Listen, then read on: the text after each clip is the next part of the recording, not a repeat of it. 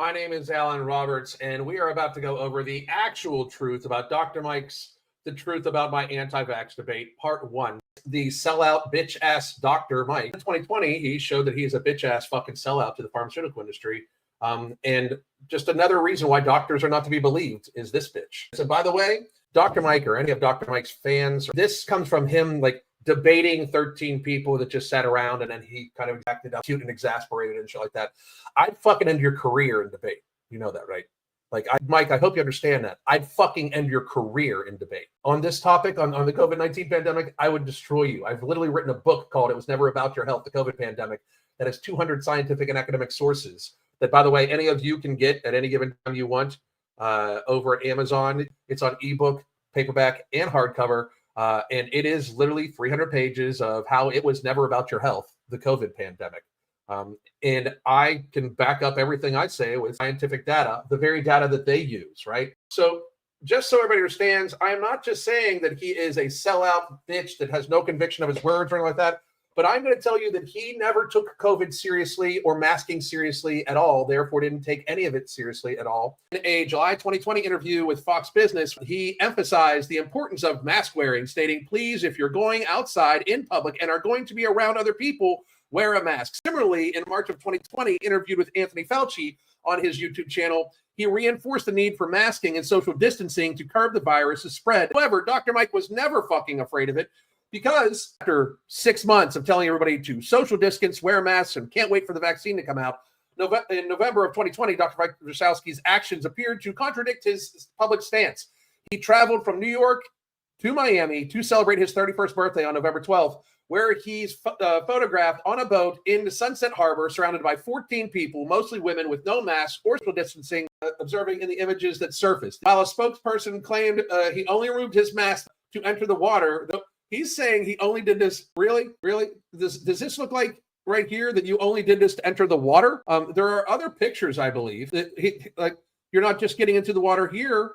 Are you? No, you're not getting into the water here. Following incident, Dr. Mike Wazowski addressed the controversy in a response video on November 27, 2020, posted on a secondary YouTube account. He acknowledged that his behavior could undermine the public health message he has been promoting, admitting it was a lapse in judgment. Looks like a lot of lapses in judgment.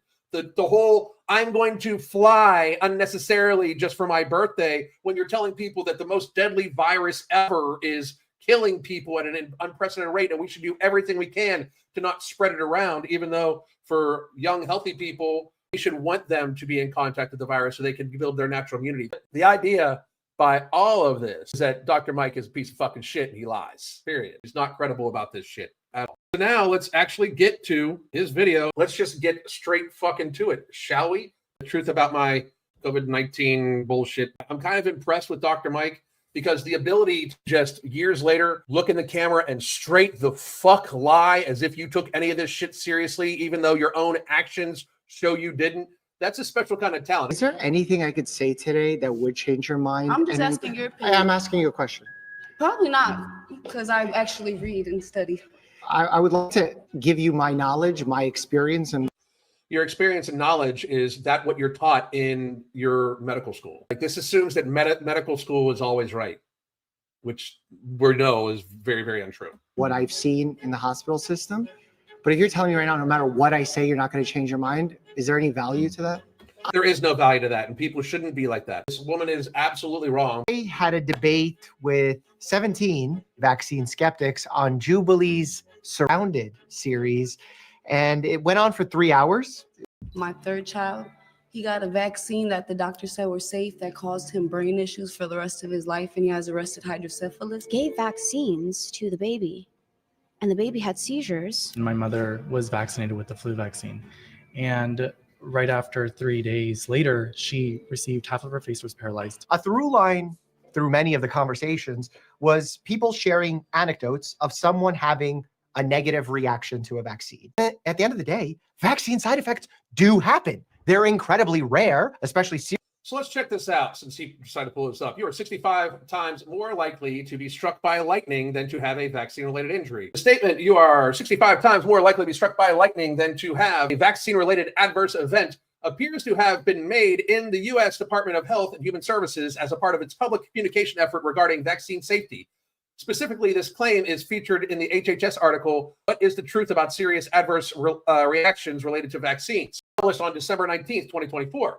On the HHS website under the Let's Get Real series, the article does not attribute the statement to specific individuals within HHS, but presents it as an official agency statement. So there is no author attributed to this. This is just the statement of the HHS. What data was used? The HHS article does not explicitly detail the precise data source for calculations behind the 65 times more likely.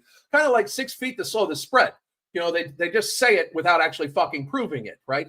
Because they produce no data. It's amazing. Like the science people don't actually present the fucking science. It states that the risk of serious adverse effects from vaccines is extremely low. It varies from vaccine to vaccine, but in general, it's about 1 to 2 in 1 million doses. To estimate the likelihood of being struck by lightning for comparison, the Centers for Disease Control and Prevention (CDC), an agency under HHS, has estimated the odds of getting struck by lightning in any given year at approximately 1 to 500,000. Based on data from the National Weather Service and population statistics. So if we take the vaccine-related adverse risk, let's use 1.5 per million as the midpoint for simplicity, then compare it to the lightning strikes, and the ratio of those two is 1.33, meaning a person is roughly 1.33 times more likely to be struck by lightning than to experience a serious vaccine adverse event per the raw probabilities. It's basically a fucking bold-faced lie by HHS that this motherfucker has no fucking understanding of because he didn't do any of his research, because he is doing what he was trained to do. As a doctor, you are trained to not question the medical authorities and just be a mouthpiece and drug dealer. And that is what he is fucking doing. Period.